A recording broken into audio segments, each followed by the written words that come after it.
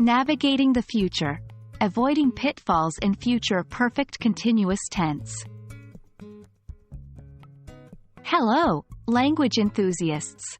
Today, we're diving deep into the realm of the future perfect continuous tense. This tense helps us talk about actions that will continue until a point in the future. But it's not without its traps. Today, we'll focus on a common issue: incorrect auxiliary verb usage. Stick around to get your tenses on point. In order to identify mistakes, we first need to know what's correct. The future perfect continuous tense is formed using will have been followed by the present participle, verb plus ing. For instance, by next year, I will have been studying English for 5 years. A common mistake learners make is using the wrong auxiliary verb or missing one out. For example, incorrect, by next year, I will been studying English for 5 years.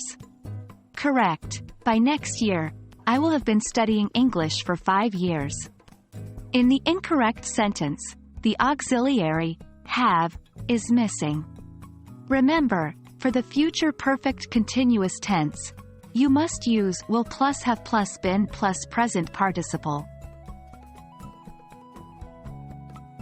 Let's do some practice to avoid these errors. I'll give you sentences and your task is to identify if they're correct or incorrect. 1. In 3 years, he will been working here for a decade. 2. She will have been living in Paris for 2 years next month. 3. They will been playing football professionally for 5 years next week. Pause the video here, and when you're ready with your answers, hit play to continue. Answers. 1. Incorrect. The correct sentence should be, in 3 years, he will have been working here for a decade. 2. Correct. 3. Incorrect. The correct sentence should be, they will have been playing football professionally for 5 years next week.